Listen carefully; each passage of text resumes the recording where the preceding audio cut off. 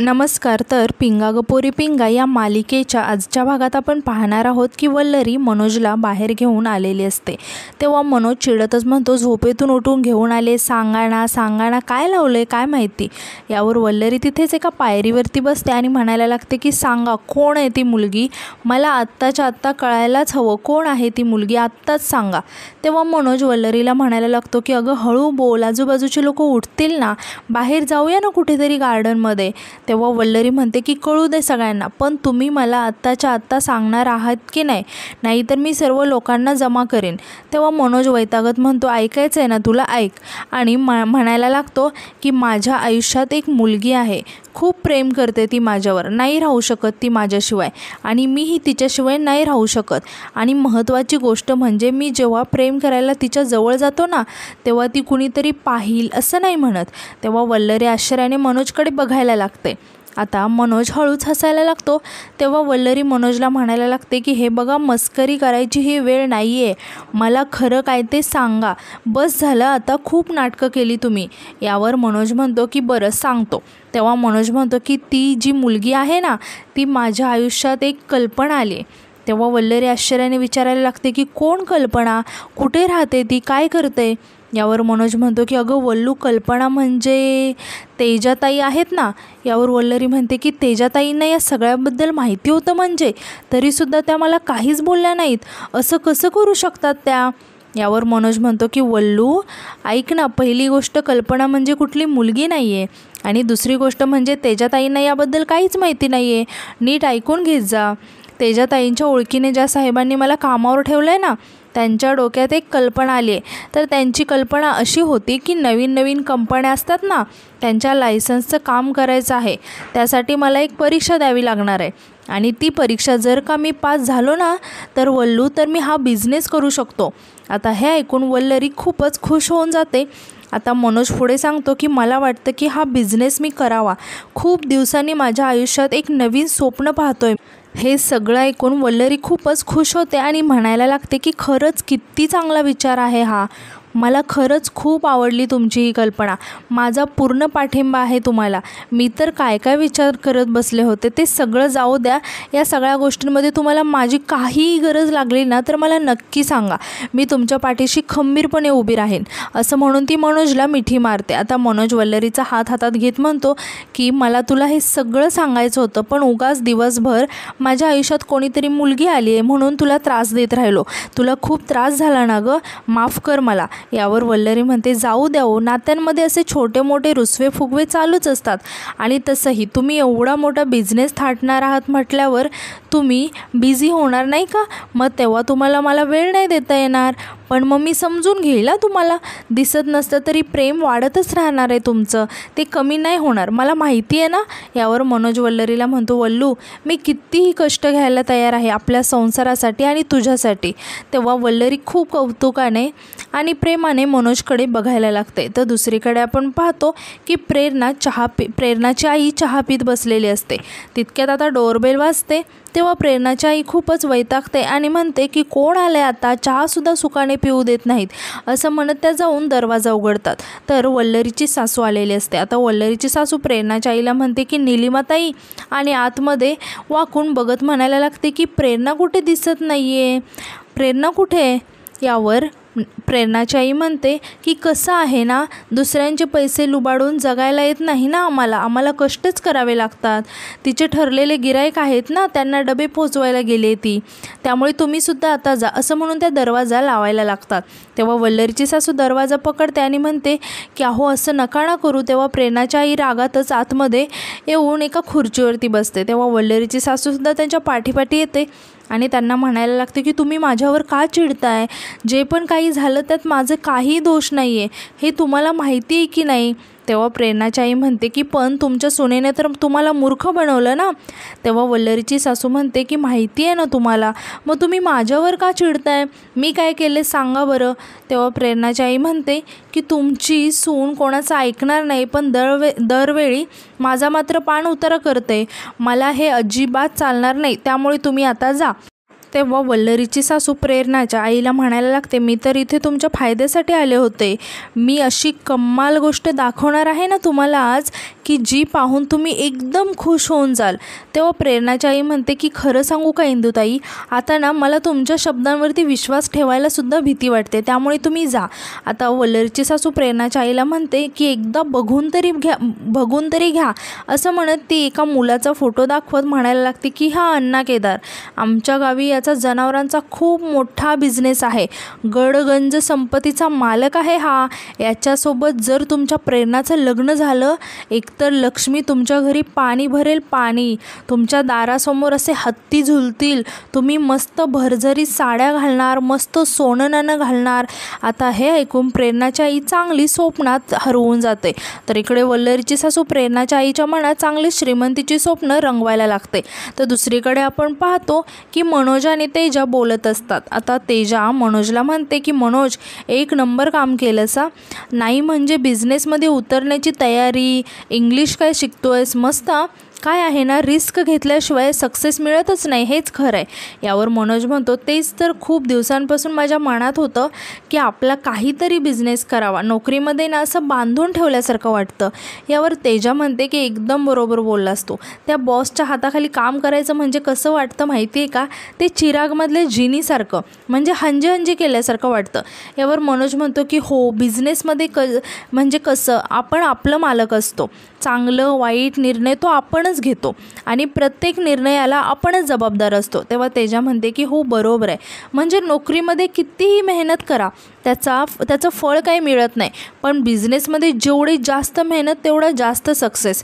आता वल्लरी किचनमध्ये काम करत असते तेव्हा या दोघांनाही आवाज देत म्हणते की ऐकते मी तुमचं सगळं, मला काय वाटतं ते सांगू का. यावर मनोज म्हणतो की बोला वकिलीनबाई, आम्ही तयार आहोत तुमचा फैसला ऐकायला.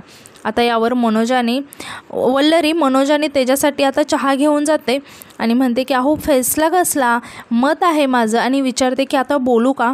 तेव्हा तेजा म्हणते की हो बोल ना, आणि समजा आम्ही म्हणालो की नको बोलूस तर ऐकणार आहेस का आमचं. यावर वल्लरी म्हणते, मी आपलं विषय चांगला आहे म्हणून बोलत होते, त्यात काय एवढं, मत देते मी, माझं घ्यायचं की नाही ते तुमच्यावर आहे.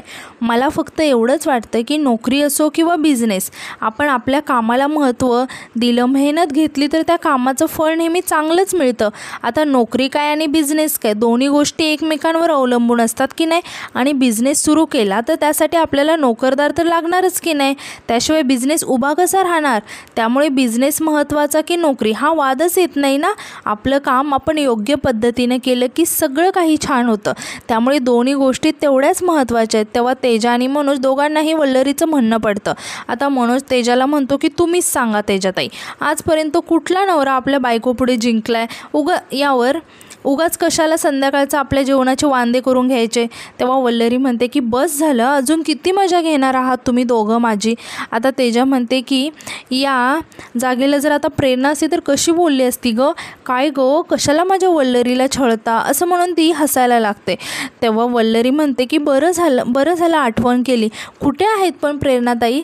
तेव्हा तेजा म्हणते की अजून कुठे जाणार, डबे द्यायला गेली असेल. आणि आता तेजा थोडीशी टेन्शनमध्ये येत म्हणते, एक सांगू का, त्या प्रेरणाचा ना काहीतरी लोचा वाटतोय गं मला. तेव्हा वल्लरी आश्चर्याने विचारते की म्हणजे. यावर तेजा म्हणते की म्हणजे मला असं वाटतंय की ती कुणाच्या तरी प्रेमात पडले. अगं स्वतःमध्येच हरवलेली असते, स्वतःशीच हसते, स्वतःमध्येच रमते, तिच्या वागण्या बोलण्यावरून तर असंच वाटतंय गं. तेव्हा वल्लरी खूप आश्चर्याने तेजाकडे बघायला लागते आणि म्हणते की काय. तर मनोज तेजाला म्हणतो की नाही तसं नसेल हो तेजाताई, काय आहे त्यांच्या आई आल्या आहेत ना इथे राहायला, तर त्यामुळे घरामध्ये त्या असं मोकळेपणाने राहू शकत नसतील. तेव्हा वल्लरी म्हणते की हो मलासुद्धा असंच वाटतंय, तसं काही असतं तर त्यांनी सांगितलं असतं ना आपल्याला. तेव्हा तेजा म्हणते की नाही मला माहिती आहे, माझा अंदाज नाही चुकू शकत, काहीतरी नक्कीच चालू आहे, कळेलच, वेळ आली की नक्की कळेल, असं म्हणत तेजा तिथून निघून जाते. तर दुसरीकडे आपण पाहतो की प्रेरणाची आई वल्लरीच्या सासूने प्रेरणासाठी दाखवलेल्या मुलाचा फोटो बघत असते आणि एकटीच हसत असते. आता तितक्यात तिथे मिठू येते आणि प्रेरणाच्या आईला असं एकट्यातच हसताना पाहून हळूच जाऊन पाठीमागून प्रेरणाच्या आईच्या हातातील फोटो बघायला लागते आणि म्हणायला लागते की ओ माय गॉड काकू, तुम्ही या वयात चक्क मुलांचे फोटो बघताय, काय कोण आहेत हे काका, तुमचा पहिला क्रश वगैरे आहे की काय. तेव्हा प्रेरणाची आई आश्चर्याने विचारते की काय क्रश म्हणजे.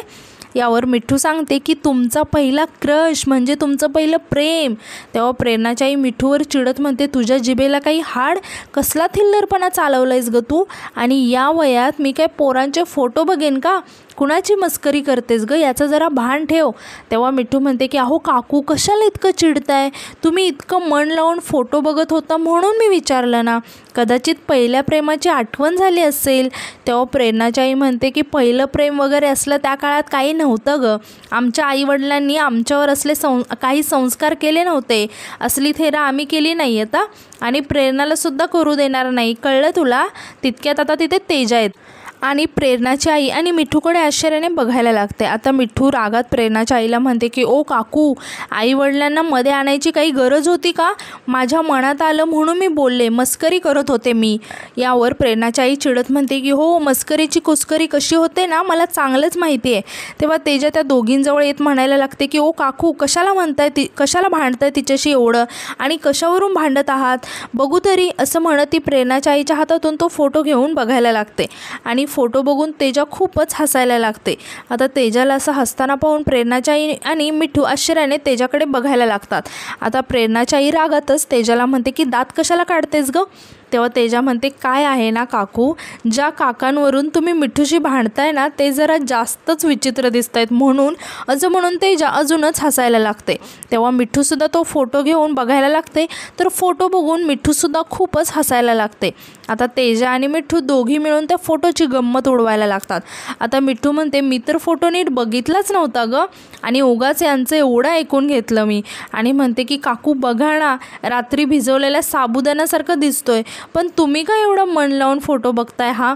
तेव्हा प्रेरणाची आई रागात तेजा आणि मिठूला म्हणते, खबरदार या फोटोबद्दल काही बोललात तर, तुम्हाला माहिती आहे का हा फोटो कोणाचा आहे ते, तुम्हाला कळलं ना की हा फोटो कोणाचा आहे तर. यावर तेजा म्हणते की तुम्ही सांगाल तर आम्हाला कळेल ना की हा फोटो कोणाचा आहे. तेव्हा प्रेरणाची आई म्हणते की हा फोटो माझ्या होणाऱ्या जावयाचा आहे, म्हणजे माझ्या प्रेरणाच्या होणाऱ्या नवऱ्याचा. आता हे ऐकून तेजा आणि मिठू खूपच शॉक होतात. आता तेजा म्हणते की नाही ठीक आहे, मिठूने तुमची एवढी मस्करी केली, तुम्ही चिडला तिच्यावर म्हणून तुम्ही एवढ्या थापा माराल का, कशासाठी, काहीतरी पटेल असं काहीतरी बोला, खरं खरं सांगा कोण आहे हा. यावर प्रेरणाची आई म्हणते, तुम्ही दोघींना सांगून ठेवते हा मुलगा प्रेरणाला बघायला येणार आहे, तेव्हा तुम्ही इथे थांबायचं नाही आणि तुमचा यात काही संबंध नाही आहे, त्यामुळे यात बोलण्याचा काही अधिकार नाही आहे तुम्हाला. तेव्हा मिठू आणि तेजा खूपच शॉक होतात आणि दोघी प्रेरणाच्या आईकडे आश्चर्याने बघायला लागतात. आता मिठू म्हणते, काकू तुम्ही खरंच हे स्थळ प्रेरणादीसाठी काढलं आहे. यावर प्रेरणाची आई म्हणते की हो, मला हा मुलगा आवडला आहे. यावर तेजा म्हणते, अहो काकू बघा तरी तुम्ही जरा, तुम्ही कोणाशी लग्न ठरवताय प्रेरणाचं, हे बघा कुठल्याच अँगलने हा मुलगा प्रेरणासाठी योग्य नाही आहे. तेव्हा प्रेरणाची आई रागातच म्हणते की हे ठरवणारं तुम्ही कोण आहात, मी आई आहे तिची आणि जिवंत आहे अजून. यावर तेजा म्हणते, हो ना, मग आईसारख्या वागा ना जरा, आईसारख्या पाठीशी उभा राहा तिच्या, सतत हात धुवून प्रेरणाच्या मागे लागलेल्या असतात. यावर मिठू खूप जोरात ओरडत प्रेरणाच्या आईला म्हणते की आणि मुळात हा फोटो तुम्ही प्रेरणादीला दाखवलात का, तिचं चॉईससुद्धा मॅटर करतो. यावर प्रेरणाची आई म्हणते की तिला कशाला दाखवू फोटो, तिला कशाला विचारायला पाहिजे, हा मुलगा गडगंज श्रीमंत आहे, राणी बनून राहील माझी प्रेरणा तिथे, कळलं तुम्हाला, असं म्हणून त्या तिथून जायला लागतात. तेव्हा तेजा आणि मिठू रागातच प्रेरणाच्या आईला थांबवतात आणि म्हणतात की ओ काकू, असं म्हणत त्या दोघीही प्रेरणाच्या आईजवळ येतात. आता तेजा रागातच म्हणते की पोरगा श्रीमंत आहे हा कुठला क्रायटेरिया आहे लग्नासाठी, प्रेरणासोबत त्याचा कसा जोडा दिसतोय हे तरी बघा जरा. आणि ती चिडत म्हणते की शी म्हणजे कसा दिसेल, हे बघा प्रेरणासाठी काय योग्य आहे आणि काय नाही हे आम्हाला चांगलंच माहिती आहे, तुम्ही कितीही प्रयत्न करा पण हा मुलगा प्रेरणासाठी योग्य नाही आहे, त्यामुळे आम्ही तिचं लग्न या माणसाशी होऊ देणार नाही. यावर प्रेरणाची आई रागातच तेजा आणि मिठूला म्हणते, खबरदार जर आता कोणी मध्ये आलात तर. इतक्यात आता तिथे प्रेरणा येते आणि आश्चर्याने या तिघींकडे बघायला लागते आणि म्हणायला लागते की अगं काय चाललं आहे तुमचं, खालीपर्यंत आवाज येतोय तुमचा. आणि ती तिच्या आईला म्हणायला लागते की आई तू परत काही केलं नाहीस ना गं. यावर प्रेरणाची आई म्हणते की काय बोलतेस तू. तेव्हा मिठू म्हणते की हो केलं आहे ना, खूप मोठा कांड केला आहे. तेव्हा प्रेरणा टेन्शनमध्ये येत म्हणते की आत्ता परत कुणाचे पैसे चोरलेस. यावर तेजा म्हणते की नाही, यावेळेस पैसे चोरले नाही आहेत, पण मुद्दा परत पैशांचाच आहे. एका पैसेवाल्या माणसाशी म्हणजेच एका अंकलशी लग्न फिक्स केलं यांनी तुझं. आता हे ऐकून प्रेरणा खूपच शॉक होते आणि तिच्या आईकडे बघायला लागते. आता तेजा प्रेरणाच्या आईच्या हातातील फोटो खेचते आणि रागातच प्रेरणाला दाखवत म्हणते की हे बघ. आता फोटो बघून प्रेरणा थोडीशी विचारात पडते. तेव्हा तेजा म्हणते की मला माहिती आहे ना, मी प्रेरणाची चॉईस ओळखते, या मुलाला ती पास करणारच नाही. तेव्हा मिठूसुद्धा म्हणते की प्रेरणा दी, तुला ना याच्यापेक्षा मस्त हँडसम मुलगा मिळेल, तू नकार देऊन टाक पटकन. प्रेरणा मात्र त्या फोटोकडे बघतच असते. आता प्रेरणाची आई प्रेरणाला म्हणायला लागते की अगं मुलगा गडगंज श्रीमंत आहे, बंगल्यात राहशील, गाडीतून फिरशील, चांदीच्या ताटात सोन्याच्या चमच्याने खाशील, नशीब काढलेस ग तू, यांचं काही ऐकू नकोस हा. नीट बघ हा फोटो. आवडला ना तुला, आवडला ना मुलगा. तेव्हा तेजा म्हणते की कुणाला सांगताय तुम्ही हे, प्रेरणा अशी मुलगी वाटते का तुम्हाला, तिला काही हाऊ नाही आहे सोन्याची चांदीची पैशांची, कळलं ना. आणि ती प्रेरणाला म्हणायला लागते की प्रेरणा चल तू सांगूनच टाक यांना एकदाचं. आणि ती प्रेरणाच्या आईला म्हणायला लागते की आई ऐका, नीट ऐका, हिचं काय बोलते ना ते नीट ऐका. आता प्रेरणा तिच्या आईला म्हणायला लागते की तुला हे स्थळ माझ्यासाठी योग्य वाटतंय ना, ठीक आहे, मग तुझ्या मनात आहे तसंच होईल. आता हे ऐकून प्रेरणाची आई खूपच खुश होते. मात्र तेजा आणि मिठूला प्रेरणाचा निर्णय ऐकून खूपच मोठा धक्का बसतो. आता प्रेरणा तिथून निघून जाते.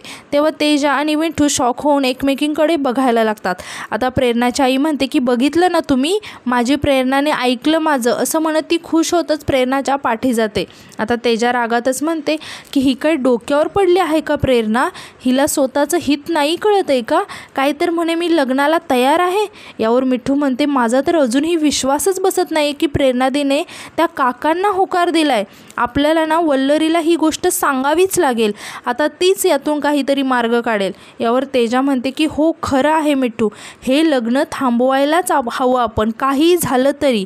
असं म्हणून तेजा आणि मिठू खूपच टेन्शनमध्ये येतात आणि आजचा भाग इथेच संपतो. धन्यवाद.